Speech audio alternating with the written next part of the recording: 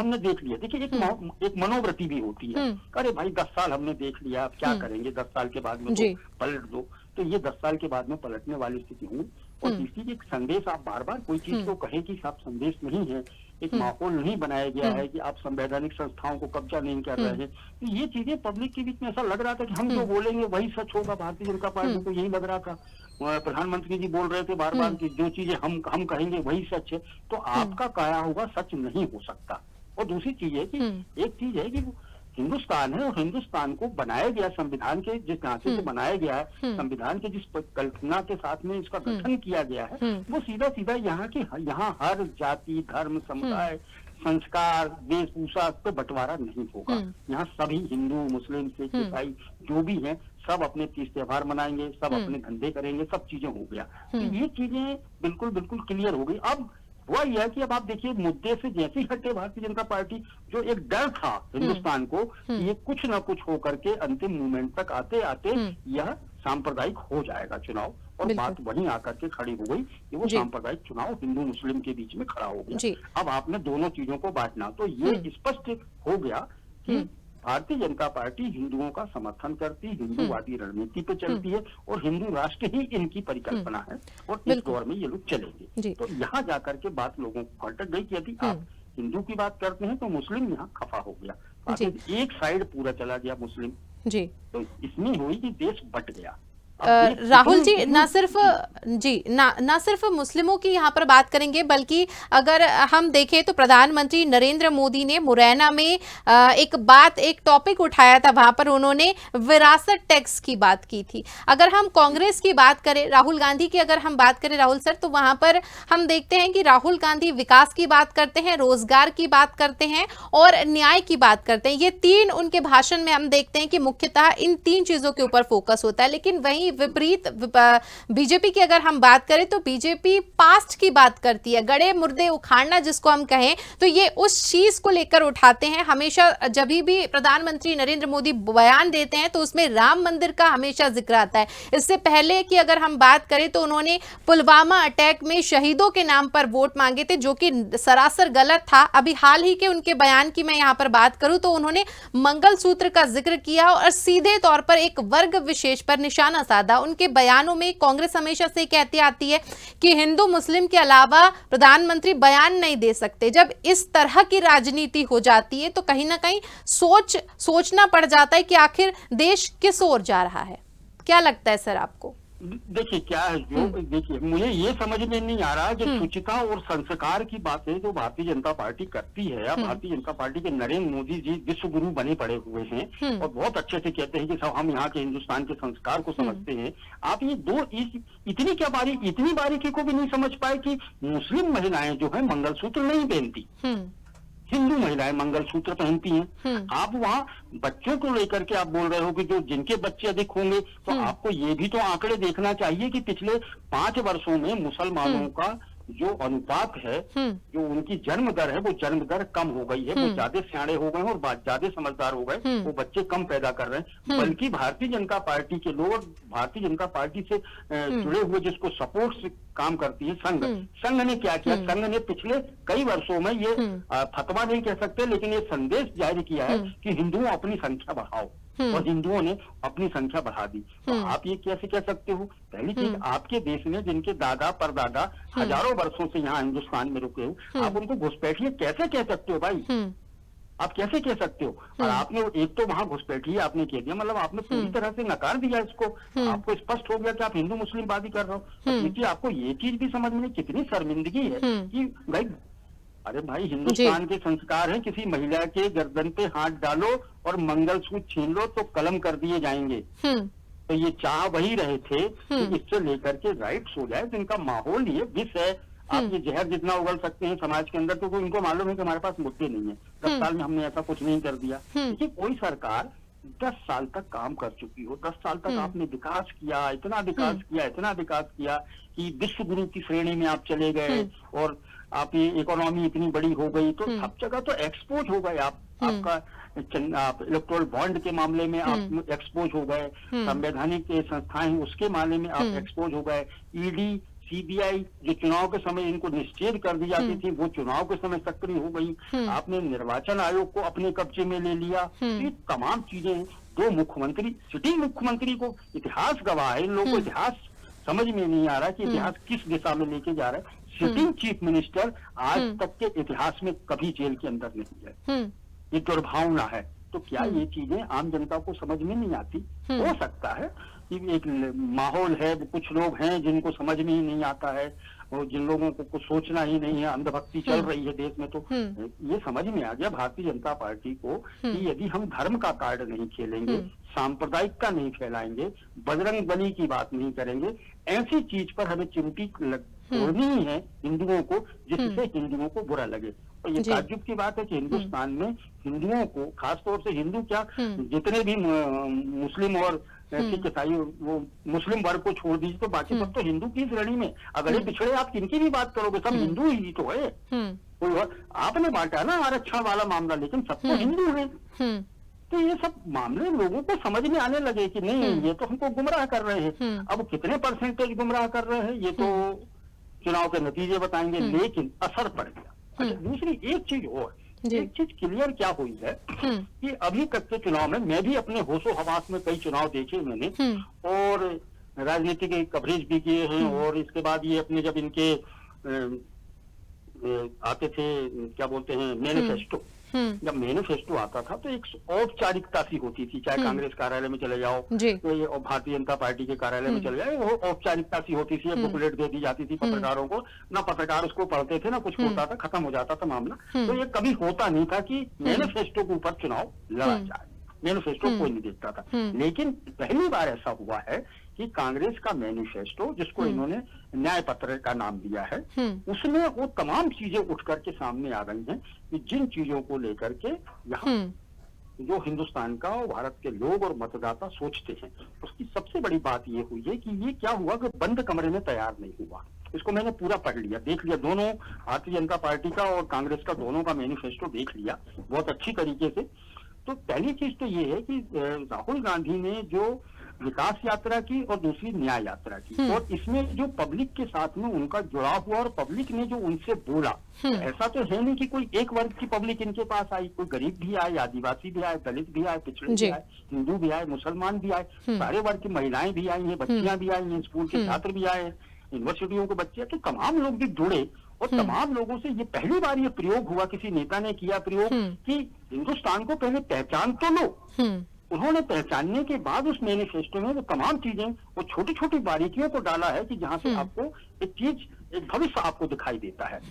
जबकि दूसरी ओर ये हुआ कि भारतीय जनता पार्टी के मैनिफेस्टो में जब आप 10 साल तक काम कर चुके हो, और आपको ये होता है कि जब एक 5 साल का मौका मिलता है तो 5 साल के मैनिफेस्टो में बताया जाता है कि हमने कहा था कि हम 2 करोड़ नौकरियां दे देंगे, तो आप ये बता दें कि हमने 5 साल में 2 करोड़ नौकरियां नहीं दी है भाई, हमने 1 करोड़ दे दी है, 1 करोड़ बाकी है, तो 5 साल का मौका दे दो। तो आप तो 10 साल तक डिनाई करते चले गए, वो नहीं हुआ आपका। आरक्षण की बात कर रहे थे तो आरक्षण आप धीरे धीरे वो बात कर रहे थे, नहीं दे पाए आप। किसानों की बात कर रहे थे कि किसानों को हम दे देंगे उनकी, तो वो भी आप नहीं कर पाए। तो आप किस वर्ग में कर पाए? आप सड़कें बताते हो कि हमने बहुत ज्यादा एम्पायर खड़ा कर दिया, सड़कें कर दी, हवाई अड्डे खड़े कर दिए, तो ये चीज भी पब्लिक के बीच में चली गई। आपने तो हिंदुस्तान के मात्र 21-22 उद्योगपति हैं जो बहुत ज्यादा आपके निकट हैं, जिन्होंने आपको भर भर के पैसा दिया है, आपने उनको तो ओबलाइज कर दिया है, आम पब्लिक ओबलाइज नहीं हुई। आम पब्लिक को क्या किया?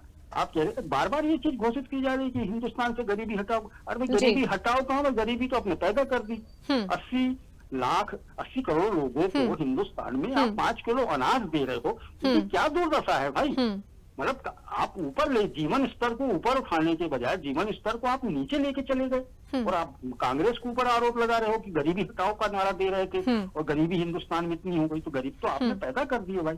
जब आर्थिक अनुपात में, जब आर्थिक समानताएं पैदा नहीं होंगी, ये आर्थिक समानताएं जब तक आप नहीं करोगे, हर हिस्से को आप उनके हिस्सेदारी नहीं करोगे, तो फिर इस तरीके की दिक्कत होगी। आप बहुत सारे मुद्दे हैं, जिन मुद्दों पर आप कहोगे, छोटे मुद्दे आप उठा लीजिए। आप गैस सिलेंडर की बात करते थे, नहीं हुआ। पेट्रोल की आप बात करते थे, जो जनता से जुड़ी हुई पेट्रोल की आप बात करते थे, पेट्रोल आपका नहीं हुआ। ये दो चीजें तो महिलाओं के किचन से जुड़ी हुई हैं, आप उनको सुविधाएं वहां नहीं दे पाए। आरक्षण का आपने बोला था कि 50% हो जाएगा, तो आपने जो महिला बिल पेश किया है आरक्षण के लिए वो भी आपने टाल कर दे दिया, सिर्फ वाहवाही लूटने के लिए। ये चीजें हो गई। तो ये कौन सी रणनीति है कि आप ये नहीं बताओ? बिल्कुल बताना तो पड़ेगा ना कि आपने 10 वर्षों में इतना काम कर दिया, इतना काम कर दिया कि कुछ कहो नहीं कि मतलब हिंदुस्तान में सड़कें और वायुयान और सब चीजें हो गई, बहुत व्यवस्थित हो गया, यहाँ के लोगों का जीवन स्तर। ताज्जुब की बात है कि हिंदुस्तान में हर व्यक्ति का जो इकोनॉमी जो डाउन हुई है, 43 या 48 रुपए पर डे आ रहा है एक व्यक्ति का कमाई। क्या करेगा भाई? आप इस आंकड़े को भी तो देखो कि ये आंकड़ा कहाँ गया। आप किस इकोनॉमी की बात कर रहे हो? आज औसत हिंदुस्तान की जो मूल वेतन कहा जाए तो जो नौकरी पेशा व्यक्ति, जो अच्छे अच्छे जो स्कॉलर्स हैं, जो काम कर रहे हैं कि उसमें जो ग्रेजुएशन हो गया, जो पोस्ट ग्रेजुएट हो गया, यहाँ तक की पीएचडी वाले भी जो मनरेगा, सुपर मनरेगा कहता हूँ मैं इनको, जो डेली वेजेस कर्मचारी के तहत जो संविदा पे या फिर आपका ये गेस्ट के रूप में कहीं काम कर रहे हैं या फिर नौकरियों में। आप ये सोचिए कि हिंदुस्तान में नौकरी देने के बजाय सरकारी तंत्र में आपने पूरी तरह ठेकेदारी परंपरा शुरू कर दी। हर जगह ठेकेदार, हर ऑफिस में ठेकेदार जी। मतलब सारे बच्चे जो पढ़े लिखे हैं वो ठेकेदारी पे नौकरी कर रहे हैं, कोई भविष्य सुरक्षित नहीं है उनका। 12,000 15,000 की ये स्थिति कर दी हिंदुस्तान की। और विकास की बात की जा रही कि विकास हो गया, तो युवाओं को ये चीज समझ में नहीं आ रही क्या? राहुल जी एक और चीज जी, ठेकेदारी का विरोध कर रहे थे, अब वो ठेकेदारी आपने पूरी शामिल कर दी। दूसरी चीज, एक चीज और देख लीजिए, आपके आधार को जो हर व्यक्ति बोल रहा है आज की तारीख में, ये छोटे मुद्दे हैं। आधार जिसका आपने विरोध किया था कि हम आधार को नहीं मान्यता देते, ये निजता को भंग कर देगा, आज आधार ऐसा हो गया है कि आप शमशान घाट चले जाओ तो मरने के बाद भी आधार देना पड़ेगा आपको। आपने ये हालात पैदा कर दिए। आधार के बिना तो खाना मुश्किल हो गया लोगों का। तो समझ में नहीं आता क्या ये चीजें? और ताज्जुब की बात देखिए, अच्छा एक यूनिक चीज, मैं अभी घूमने गया था महाराष्ट्र की ओर, वहाँ बसों में आपको और कोई आइडेंटिटी कार्ड नहीं बना के रखा गया। ये नमूना देखिए आप, आधार कार्ड यदि 60 वर्ष से ऊपर वाले के जेब में है तो उसको 50% किराया माफ हो जाता है। गजब, मतलब आधार कार्ड को आपने इतनी मान्यता दे दी कि वो पासपोर्ट हो गया जी। ये चीजें लोगों को समझ में आने लगी कि कहाँ कहाँ हमें परेशानियां हो रही जी। राहुल जी एक और चीज जो अभी हाल ही के कुछ दिनों में, कुछ सालों में सामने आई है, वो चीज ये है कि कहीं ना कहीं कहा ये भी जा रहा है, कई ऐसी संस्थान हैं, कई ऐसे विभाग हैं जिसमें सीधे तौर पर जो रिपोर्ट्स आई हैं उसके अकॉर्डिंग कहा ये जा रहा है कि देश जो है डिक्टेटरशिप की तरफ जा रहा है। और कहीं ना कहीं अगर हम देखें तो 5 किलो अनाज को लोग विकास मान रहे हैं। क्या ये जो दिशा दिखाई जा रही है देश के बच्चों को, देश के युवाओं को, ये सही है? देखिए क्या है कि यदि अभी भी देश के युवाओं को, खास तौर से युवाओं को, क्योंकि हिंदुस्तान युवाओं का ही देश है, यदि युवाओं को अभी भी समझ में नहीं आया और तो ये मान के चलिए कि जो पूरा का पूरा जिस तरीके से व्यवस्था संवैधानिक संस्थाओं पे कब्जा करने का चल रहा है, तो ये अंतिम चुनाव होगा। इसके बाद चुनाव की स्थितियां नहीं बनने वाली हैं। और यदि इस बार सत्ता का परिवर्तन होता है तो बिल्कुल बेखौफ मैं कह सकता हूं कि ये अंतिम चुनाव है। इसके बाद कोई चुनाव नहीं होगा, चाहे वो विधानसभा की भी आप कल्पना छोड़ दीजिए, लोकसभा को तो आप छोड़ ही दीजिए। तो ये अब अंतिम चुनाव है। यदि युवा इस बार नहीं चेता तो आप ये मान के चलिए, इसने वोट और अपने विवेक का इस्तेमाल नहीं किया तो आप बिल्कुल भूल जाइए, क्योंकि देश उसी ओर तेजी के साथ में बढ़ाया जा रहा है या बढ़ रहा है कि अब चुनाव नहीं हो। अब ये बिल्कुल ठीक वैसे ही चल रहा है जैसे रसिया और चाइना में होता है, उसी परंपराओं के ऊपर चल रहा है, उसी ढांचे के ऊपर लेके जा रहे हैं। तो तानाशाही जो है, देखिए तानाशाही वही होती है ना कि एक व्यक्ति बोलेगा, दूसरा उसका विरोध नहीं करेगा, और विरोध करेगा तो खत्म हो जाएगा। तो तानाशाही के जो संकेत हैं वो स्पष्ट हैं। एक तो पहली चीज है कि आप धर्म को उठा दो, इतना उठा दो, इतना उठा दो कि धर्म ही सब कुछ हो जाए। उठा दिया गया। संवैधानिक संस्थाओं पे कब्जा कर लो, वहां खत्म हो गया। ठीक है, संवैधानिक संस्थाएं आपके कब्जा हो गई, आपने धर्म फैला दिया, और इसके बाद मीडिया के मुंह पे ताला और हाथों में हथकड़ी बांध दो। ठीक, ये कर दिया आपने। और फिर इसके बाद हर व्यक्ति की निजता में दखल देना शुरू कर दो जी। तो आप देखिए कि ये सारी तमाम चीजें आपको दिखाई देने लगी हैं, और ये अभी से नहीं दिखाई दे रही हैं। पहला टर्म पूरा हुआ था जब नरेंद्र मोदी जी का, तो सेकंड टर्म में स्पष्ट होने लगा कि ये देश तानाशाही की ओर धीरे धीरे बढ़ने लगा है। अब आप स्वतंत्र नहीं है, न बोलने के लिए स्वतंत्र है, न लिखने के लिए स्वतंत्र है, न आप किसी तरह का न्याय लेने के हैं। आप न्यायपालिका को भी देख लीजिए, न्यायपालिका अभी हिंदुस्तान की ये कहें कि गौरवान्वित है कि अभी बहुत हद तक ठीक है, लेकिन उस हद तक ठीक नहीं है। सुप्रीम कोर्ट की तो आप बात कर सकते हैं, लेकिन निचली अदालतों पे अभी भी दबाव बना हुआ है। तो ये दबाव सुप्रीम कोर्ट पे भी दबाव आने वाला था। ये तो ये कहा जाए कि अच्छे दिन थे तो हो गए। हाँ, बात उठी अच्छे दिन की, तो बता दे अच्छे दिन कहाँ है भाई। अब बता दो अच्छे दिन आने वाले हैं। अच्छे दिन तो 2047 में आएंगे। तो अच्छे दिन का सपना तो वहां, मतलब अच्छे दिन आपने बताए थे 2014 में, तो 2014 से 19 आ गया, 19 से 24 आ गया, अब आप उसको लेकर 47। मतलब क्या टारगेट है, ये समझ में नहीं आ रहा कि क्या है। तो तानाशाही आप बिल्कुल बोल रहे हैं। क्या स्वतंत्रता है बता दीजिए आप। आपकी काय की स्वतंत्रता है? आपके खाने पीने को लेकर के स्वतंत्रता पे हस्तक्षेप लग गया। अभी उठा था ना मामला वो मछली का, तेजस्वी यादव ने मछली दिखा दी थी नवरात्रि से पहले, है ना। राहुल गांधी ने वो चिकन पका लिया था लालू प्रसाद यादव के घर पे। तो ये मामला तो उठने शुरू हो गया ना। जब आप निजता में चले गए कि अब कल ये स्थिति हो गई कि आप देखिए, पहले नहीं चलता था कि आपने भगवा पहन लिया, ये पहन लिया। अब तो पहचान सी बन गई भाई, पहचान सी बन गई है। वो एक पीके फिल्म आई थी, उसमें होता ना कि वो यदि आपने टोपी पहनी हुई है तो फिर आप मुस्लिम हो गए, और फलानी ड्रेस पहनी है, आपने चोंगा पहना हुआ था आप ईसाई हो गए, तिलक लगा लिया तो हिंदू हो गए। तो ये जो आइडेंटिटी है, ये आइडेंटिटी तानाशाही की है।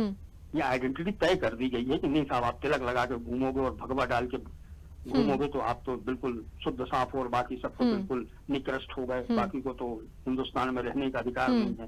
तो हिंदुस्तान भाई लोगों का जनसमूह है ना। हिंदुस्तान कोई ऐसा वो नहीं है कि एक बंद कमरे की चीज है कि जिसमें आप कुछ भी कर लोगे। लेकिन यहाँ लोगों के दिमागों को पूरी तरह से कुंद करने की स्थिति है। और इसको कहते हैं मालूम क्या, हिप्नोटाइज कहते हैं। ये एक तरह का प्रयोग है। आप किसी भी प्रयोग को है, आप किसी भी व्यक्ति को एक कमरे में बंद कर दीजिए, उसको एक ही चीज आप उसको रिकॉर्ड प्लेयर जैसे रोज सुनाते रहिए, तो वो तो कुछ दिन बाद में पागल हो जाएगा। और ये पागलपन दिखाई दे रहा है। ये इन्होंने यही किया है। आप किसी चीज को बार बार दोहराते चले जाइए।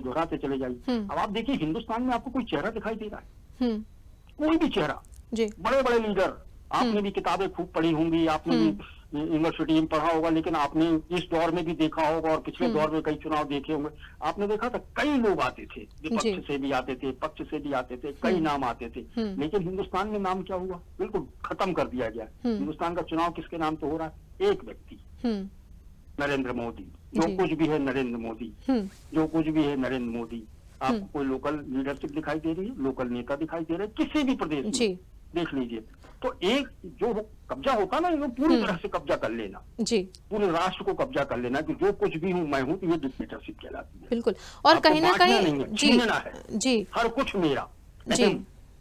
राहुल जी, कहीं ना कहीं ये सारी चीजें जो निकलकर सामने आई है, लेकिन सबसे बड़ा दुख ये है कि देश का जो युवा है उससे सोचने तक की क्षमता छीन ली गई है। ऐसा मैं इसीलिए कह रही हूँ क्योंकि कुछ वीडियोस शायद आपने भी सोशल मीडिया पर देखे होंगे, लगातार वायरल हो रहे हैं, जिसमें युवा कहते नजर आ रहे हैं कि हम 5,000 रुपए में भी अगर सिलेंडर मिलेगा तो हम वो ले लेंगे, लेकिन आएगा तो मोदी ही। ये मैं सिर्फ किसी एक पार्टी के पक्ष में नहीं बोल रही हूँ, बल्कि ये हालात जो देश के सामने आए हैं, कहीं ना कहीं देश के युवाओं की मति भ्रष्ट कर दी गई, ब्रेन वॉश जिसको हम कह सकते हैं, वो इस तरीके से किया गया है, ध्रुवीकरण जिसको हम कहें, इस तरीके से हावी हो गया है कि हिटलर से अगर तुलना की जाए तो वो गलत नहीं होगा। और ये देश के लिए नहीं, ये सिर्फ संविधान के लिए नहीं बल्कि पूरे देश के लिए खतरनाक है। सर नहीं, नो डाउट हिटलर सिर्फ हिंदुस्तान क्या, यदि हिंदुस्तान में यदि मान लीजिए कि ये हिटलरशिप वाला पैमाना चल गया और हिटलरशिप वाला माहौल यहाँ क्रिएट हो गया है, तो आप ये समझे कि पूरा विश्व, ये विश्व गुरु इसलिए क्यों कहते हैं? विश्व गुरु इसलिए कहते हैं कि हिंदुस्तान पर सबकी निगाहें रहती हैं। यहाँ का जैसा भी माहौल होगा ये पूरे विश्व को प्रभावित करता है। ये है तो यहाँ ये कहा गया। और देखिए कि पूरी दुनिया में सबसे ज्यादा यूथ यहाँ है, सबसे ज्यादा यंग यहाँ बूढ़े लोगों की संख्या कम है, यहाँ युवाओं की संख्या बहुत। और युवा भी वैसे नहीं है, युवा पढ़े लिखे हैं। तो यही समझ में नहीं आ रहा कि युवाओं को ये अनाज और ये रेवड़ियां बांटने की स्थिति में आकर के उनको मिला कुछ नहीं है। लेकिन सबसे बड़ी चीज क्या हुई कि जिस को राजीव गांधी ने जिस टेक्नोलॉजी को लेकर के या मोबाइल क्रांति के रूप में जिन चीजों को लेकर के हमने विकास की बात की थी, मोदी जी ने उसको कॉन्सेप्ट को बदल दिया। बिल्कुल, वो विकास की बात नहीं कर रहे, वहाँ विकास की बात नहीं कर रहे, वो अपने एजेंडे को उसके माध्यम से लेके आ रहे हैं। और ताज्जुब की बात नहीं है, ये जो व्हाट्सएप यूनिवर्सिटी है इसमें इनके पेड कर्मचारी हैं, इनका एक ग्रुप बना दिया। मतलब कहते हैं ना कि लॉबिंग कर लीजिए आप और ऐसे लोगों को उसमें भर्ती कर दीजिए। तो ये लोग ऐसे नहीं है, ये किसी के सगे नहीं है, ये किसी के सगे नहीं है, लेकिन इनके सगे न होने से पूरे हिंदुस्तान के युवाओं को नुकसान हो रहा है। ये जो 5,000 की सिलेंडर की जो बात कर रहे हैं कि पेट्रोल 5,000 वो 5,000 का सिलेंडर ले लेंगे और हम 400 से 500 रुपए का सिलेंडर मोदी को जिताएंगे, ये पागलपन है। इसको कहते हैं पागलपन। मानसिक रूप से विक्षिप्त हुए लोग हैं। यदि युवा इस तरीके से मानसिक रूप से विक्षिप्त और बीमार और कमजोर और कुपोषित हो जाएगा ना, तो ये स्थितियां उनके भविष्य की नहीं, आने वाले भविष्य और आने वाले हिंदुस्तान की पता नहीं तमाम कितनी पीढ़ियां इस दुख को भोगेंगी, उसका अंदाजा भी उनको नहीं। जी, इसके अलावा बयानों की सर हम बात करें तो, क्योंकि लोकसभा चुनाव के दौरान हमने बयानों की एक बिसात देखी है। चाहे हम बात करें मध्य प्रदेश में सांसद के बयान की, जिसमें उन्होंने कहा था कि घर में चाकू छुरी जो है वो जरा तेज रखिए। हैदराबाद की बात करें, वहां पर एक धर्म विशेष समुदाय के पूजा स्थल पर धनुष से निशाना किया जाता है। छत्तीसगढ़ की बात करें, नींबू से विकास हो रहा है।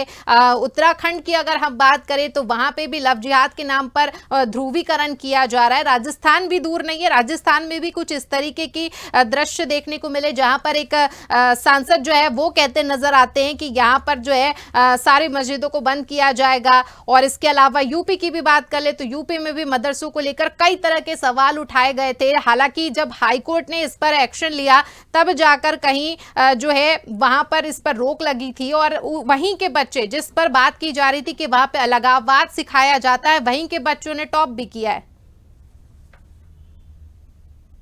हेलो जी सर। हाँ जी, हाँ हाँ, बात बोलिए जी, बात पूरी कीजिए अपनी।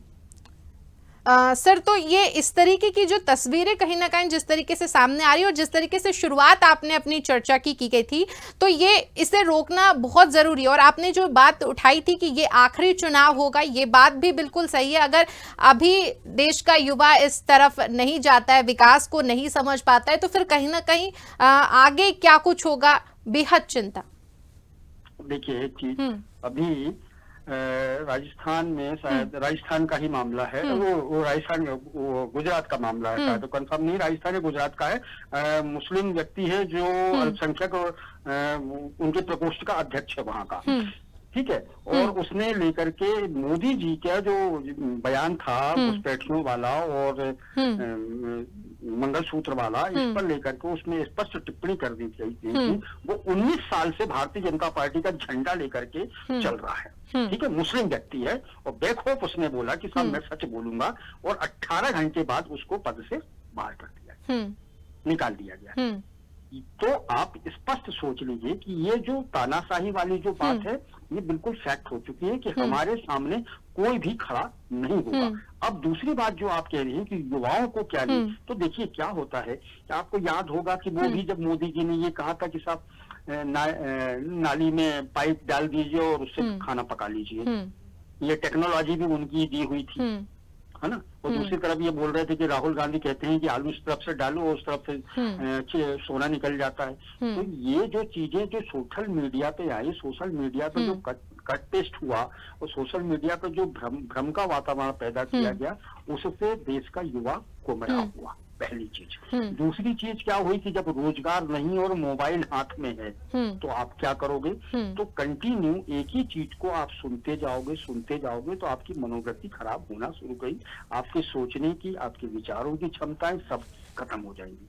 तो सबसे पहले कारण यही होता है कि जब हम आपके विचारों के ऊपर कब्जा कर लें तो आपके सोचने समझने की क्षमताएं खत्म हो जाती, फिर हम वही चाहते हैं, हम जो चाहते हैं वही आपसे करवाते हैं। और यही इस दिशा में मामला चल रहा है। बिल्कुल। तो और यही अगर आप हमारे मन की नहीं करते हैं तो फिर हमारे पास दूसरे ऐसे कई पैतरे हैं जिसके तहत हम अपने मन की करवा सकते हैं, चाहे ईडी हो या एनआईए हो या दूसरे तरीके संस्थान हो। साफ देखने को मिला है कि जब हमारी बात ना मानी जाए तो हम दूसरे तरीके के हथियार यूज करेंगे और फिर अंत में आपको हमारी पार्टी में आना पड़ेगा, हमारी बात माननी पड़ेगी। तो ये डिक्टेटरशिप नहीं कहेंगे तो फिर सर इसे और क्या कहेंगे? देखिए क्या हुआ था, आप इस दौर को भी देखिए, हम और आप दोनों मीडिया से हैं। हम लोगों ने मीडिया में बहुत लंबा सफर भी बिताया है, काम किया है, लेकिन ये था कि एक बार यदि अखबार में, चैनल तो बाद में आए, अखबार में भी सिंगल कॉलम या 4 लाइन की खबर भी छप जाया करती थी तो दूसरे दिन सरकार नहीं पूरा प्रशासन एक्टिव हो जाता था। आज स्थिति चलिए ठीक है कि अखबारों की दुर्दशा हो गई, अखबार की दुनिया ही समाप्त की और ले गए मोदी जी। पिछले 10 सालों में अखबारों की दुनिया ही समाप्त कर दी गई। मतलब अब कुछ दिनों बाद तो ये होगा कि बच्चों को, आने वाली पीढ़ियों को बताया जाएगा कि ऐसा समाचार पत्र होता था, ये हमने बाप दादों ने पढ़ा है। ठीक है, चैनल का मामला आ गया हो, अब चैनलों का मामला देख लीजिए कि स्थितियां ये होंगी, चैनलों की स्थिति ये हो गई कि सच से कोसों दूर चले गए, तथ्यों से कोसों दूर चले गए। यहाँ क्या हो रहा है, विश्व मन के अलावा सुबह से लेकर शाम तक कुछ होता नहीं। हिंदुस्तान में कितनी बड़ी बड़ी घटनाएं होती हैं, उन पर कोई बातचीत नहीं की जाती। कौन से मुद्दे उठाए जा रहे हैं, वही मुद्दे उठाए जा रहे हैं जो भारतीय जनता पार्टी को सपोर्ट करते हैं। अंततः क्या हुआ, अंततः खत्म हो गया। आप न्यूज, आप स्वयं कोई भी हो जो विशुद्ध रूप से न्यूज को जानना चाहता, जो समाचार से जुड़ना चाहता है, वो व्यक्ति ने चैनल बंद कर दिए। लेकिन सबसे बड़ी उनको मैं ये कहिए कि शुक्रिया अदा करूंगा कि जो बड़े पत्रकार, जो यूट्यूबर्स, जो अपनी सत्यता को लेकर के सामने आ गए। आज स्थिति ये है कि न्यूज चैनलों की जो टीआरपी है घट करके 2 कौड़ी की नहीं बची। आज यूट्यूबर जो हैं वो लोग इस मैदान को, इस सत्यता को, पत्रकारिता को जिंदा रखे हुए, कब तक जिंदा रखेंगे तो यदि अब ये भविष्य जाने, लेकिन आशंका तो है जी। लेकिन राहुल जी कहीं ना कहीं जिस जी बंद नहीं होगी, अब क्यों नहीं बोलती बंद हो पा रही, यहाँ दाव क्यों नहीं घल पा रहा। लेकिन यदि व्हाट्सएप पे और अपना यूट्यूब पे यदि दाव घल जाता, घोषित तो की गई है संविधान में, अभी आ ही गया है। यदि हो सकता है कि इस बार यदि सरकार इनकी बन जाती है तो संविधान में मीडिया नाम की कोई चीज नहीं बचेगी। मीडिया में वही होगा जो कहा जाएगा, जो सुनाया जाएगा, जो हम करेंगे। क्योंकि ये कब्जे की बात आ चुकी है, शायद तैयार हो गया, उसका भी फार्मूला पूरा तैयार हो गया कि मीडिया को कैसे तहस नहस किया जाए। तो पूरी तरह से तो खत्म करना है, तो मीडिया बंद हो गया। मीडिया में बचा क्या है, आपको कोई देखता नहीं, कोई पढ़ता नहीं है।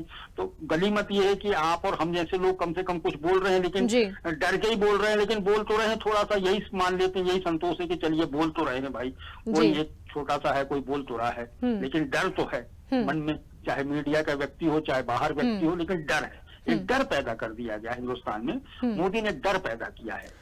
आप ये कहें कि यहाँ स्वतंत्रता है, वो बार बार कहते हैं कि हर व्यक्ति निर्भीक रूप से अपना बात कह सकता है और निर्भीकता के साथ में अपनी सारी डिमांड्स कर सकता है, और हम बैठे हुए हैं काम करने के लिए। तो आपको ऐसा कोई दूर दूर तक नहीं दिखाई देता। इनकी कथनी और करनी में जमीन आसमान का, ये कहते कुछ है और करते कुछ है। पीठ पे छुरा भोगने वाली बात है इन लोगों की, बात से अलग है।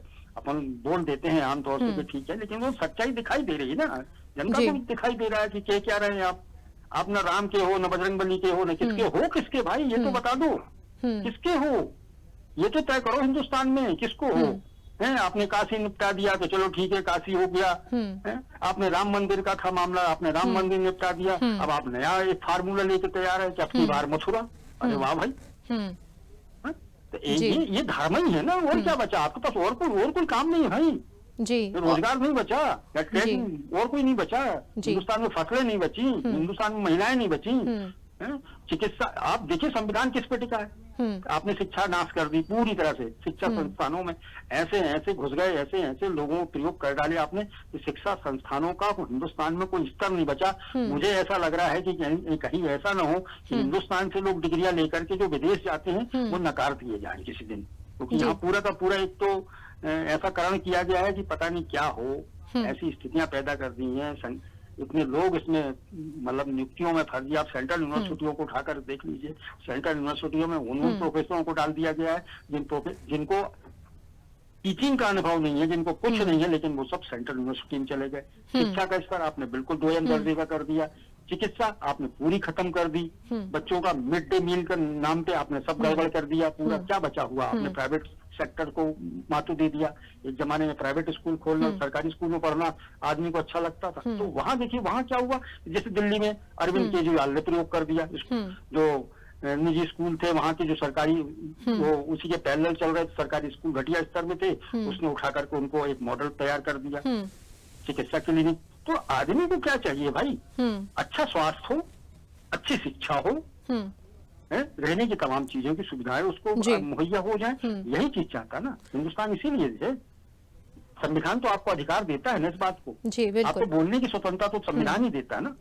लेकिन सर, आज की स्थिति में अगर विचारों की स्वतंत्रता की अगर हम बात करें, तो जिन किसानों के बल पर वोट मांगे जाते हैं, जब वही किसान अपने हक की बात करता है तो कुछ मीडिया संस्थान ही उसे खालिस्तानी बोलने लगते हैं, आतंकवादी बोल देते हैं। अपने विकास के लिए जरा बात उठाओ तो कहा जाता है कि ये अलगाववाद की बात कर रहे हैं, और कहीं ना कहीं देशद्रोही कह दिया जाता है। नहीं, क्या है, यहाँ हक को इन लोगों ने उसकी परिभाषा बदल दी। हक मत मांगो, भीख मांगो, ये परिभाषा बदल दी इन्होंने, है ना। आपको संविधान ये नहीं कहता कि आप सरकार से हक मांगो, क्योंकि हम तो बैठे हैं बिल्कुल सत्ता में और हम तो पावरफुल है। आप हमसे हक की बात मत करो। हाँ, आप कटोरा फैला लो, भीख मांग लो तो हम आपको टुकड़ा दे देंगे। किसानों ने हक मांगा, हिंदुस्तान के बाकी लोगों ने भी हक मांगा, युवाओं ने अपना हक मांगा, महिलाओं ने अपना हक मांगा, ठीक है। हर वर्ग के लोगों ने आरक्षण, जो दलित हैं, पिछड़े हैं, आदिवासी हैं, सब ने अपना अपना हक मांगा। और जिन लोगों ने हक मांगने की चेष्टा की, जिन लोगों ने अपने स्वर बुलंद किए, मुझे अपना हक चाहिए, तो भारतीय जनता पार्टी के सुपरस्टार जो विश्व गुरु हैं माननीय नरेंद्र मोदी जी, ये हक नहीं, हक मत मांगो, हम बड़े, हमसे आप मांग लो भीख, हम टुकड़े में आपको दे देंगे कुछ, वो भी हमारी इच्छा हुई तो। हक सब इनके लिए करवा। चलिए, पूरी चर्चा में हक छीन लिया। कहाँ कहाँ से हक नहीं छीना, बताइए आप जी। हर जगह से हक छीन लिया। आपको बोलने की जिसकी बात आप कर रही हैं, आप क्या बोल पाते हो अच्छे से? क्या आप लिख पाते हो अच्छे से? क्या आप ये महसूस कर पाते हो कि यदि आपको रात के 1 बजे 2 बजे करीबन घर जाना हो, तो क्या आप आसानी से घर पहुंच जाते हो? क्या बच्चा स्कूल चला जाता है तो हम उसके लौटने की प्रतीक्षा नहीं करते? क्या हम सरकारी अस्पतालों में किसी को एडमिट कर दें तो हनुमान जी का और यमराज की याचना नहीं करते कि बचा लेना भगवान? तो क्या नहीं करते हम? घर से निकलने से लेकर के अपने नौकरी पे जाने के लिए जब तक जाते हैं, जब तक लौट के नहीं आ पाते, तो घर में क्या उसके बाल बच्चे, पत्नी क्या अभी तक आशंकित नहीं रहती क्या कि कब क्या हो जाएगा? तो ये आशंका का वातावरण कैसे पैदा हो गया हिंदुस्तान में? तो कहाँ कौन सी सुरक्षा की बात कर रहे हैं आप? किस सुरक्षा की बात कर रहे हैं? महिलाओं को सेव करने की बात कर रहे हैं, तो आपके जितने भी महिलाओं को सेव करने, महिलाओं पे जितने भी अत्याचार हुए उसमें 60% तो आपके लोग निकले हैं। फिर आपने बात नहीं की, क्यों नहीं की? आपने बीएचयू की क्यों नहीं बात की? आपने मणिपुर की क्यों नहीं बात की कि जहां महिलाओं को नंगा करके घुमाया जा रहा है? आपने बीएचयू की छात्राओं का पक्ष क्यों नहीं लिया? आपने सारे मामले दबा दिए, क्यों? कि वो आपके ही लोग थे। तो बाहर के लोग क्यों कर रहे हैं? तो आप तो बात तो विचार मत करो आप। हमारे व्यक्ति के ऊपर, हमारे लोगों के ऊपर इंगली नहीं उठाएंगे। इंगली वो हिंदुस्तान के लोगों को उठा सकते हैं। आप गलत है, हम ही गलत है जी। तो इन लोगों ने हक मारना है, हक देने के लिए नहीं बैठे, ये हक छीनने के लिए बैठे। ये बात करते ना कि वो विरासत की बातें कर रहे हैं कि विरासत में ये होगा और विरासत में ये होगा। ये विरासत भाई थे कहाँ? भाई विरासत में बात कर रहे हैं, विरासत में थे कहाँ? स्वतंत्रता संग्राम का आंदोलन का पूरा इतिहास इन लोगों ने पढ़ा नहीं है। पढ़ तो ले पहले, जो इनके धर्म, जो इनको फाउंडर मेंबर्स हैं संघ के, वो पढ़ तो लेते भाई। ये लोग भारतीय जनता पार्टी वाले लोग पढ़ तो ले उस चीजों को। मोटी मोटी किताबें लिख देने से थोड़ी कुछ हो जाता। आप चाहे आप किताबें लिखो, उससे कोई फर्क पड़ता? किताबें आप लिखने वाले हो, मानसिकता आप दिखाने वाले, तो इतिहास को थोड़ी बदल दोगे। आप शब्दों में इतिहास बदल रहे हो भाई। आपने एजुकेशन में इतिहास बदल दिया। आप जो चाहे वो पढ़वाना चाह रहे हो, जो चाहे जो करवाना चाह रहे हो। तो ये चीजें आपने क्या दिया? हक दिया क्या किसी को? आप तो हक छीनते चले जा रहे हो। धीरे धीरे धीरे धीरे हर चीज का हक छीनते चले जा रहे हो। टैक्सेज आप बढ़ाते चले जा रहे हो। क्या दिया आपने? हक दे रहे हो। अब हक कहलाता ये है कि आदमी बहुत बहुत अच्छी तरीके से सुखद सफल जिंदगी जिए सुकून के साथ में। आदमी सुकून के लिए, 2 पैसे क्यों कमाता है आदमी? सुकून के लिए, सुकून चाहता है, हर आदमी सुकून चाहता है, और आपने सुकून छीन लिया। अब हक की बात कर रहा हूँ, हक में तो हमें सुकून मिलना चाहिए था, हमें नौकरी मिलना चाहिए थी, हमें रोजगार मिलना चाहिए था, हमें जहाँ आरक्षण का हक है वहां मिलना चाहिए था, हमें अनाज सस्ता मिलना चाहिए था, हमें पेट्रोल सस्ता मिलना चाहिए था, हमारी दैनिक जीवन की जो वस्तुएं हैं वो सही मिले, हमारे बच्चों का भविष्य सुरक्षित होना चाहिए था। ये हमारा हक था ना, जो हमें संविधान देता है जी। तो आपने तो सारे हक छीन लिए हमसे, और आप बात कर रहे हैं आपका हक आपको दे रहे। तो कथनी और करनी में इनके बहुत अंतर है, और लोगों को समझ में ना आए तो फिर बात अलग है। सर, इस विषय पे मैं आपसे और भी चर्चा करती, लेकिन क्योंकि समय इजाजत नहीं दे रहा है, इसलिए यहाँ पर चर्चा खत्म करनी पड़ेगी। लेकिन इस पूरी चर्चा में आपने अपना बहुमूल्य समय हमें दिया, इसके लिए बहुत बहुत धन्यवाद। हमारे साथ डॉक्टर राहुल रंजन जी जुड़े हुए थे, जिन्होंने हमें बताया कि किस तरीके से राजनीतिक परिवेश जो है, वर्तमान स्थिति देखने को मिल रही है, और कहीं ना कहीं लोकसभा चुनाव पर भी इसका खासा असर देखने को मिलेगा।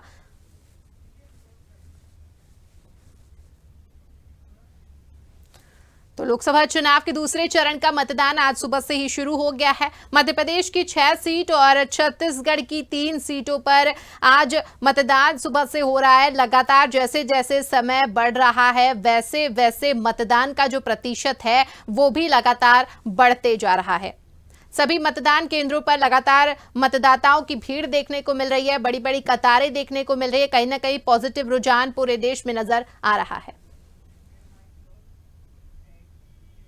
और आप देखते रहिए खबर भारत 360 पर हमारी मतदान को लेकर महा कवरेज लाइव। हम आपको बताएंगे पल पल की अपडेट, कहां कितने प्रतिशत मतदान हुआ है, कहां पर क्या स्थिति नजर आ रही है। फिलहाल आप बने रहिए खबर भारत 360 के साथ। मुझे दीजिए इजाजत, नमस्कार।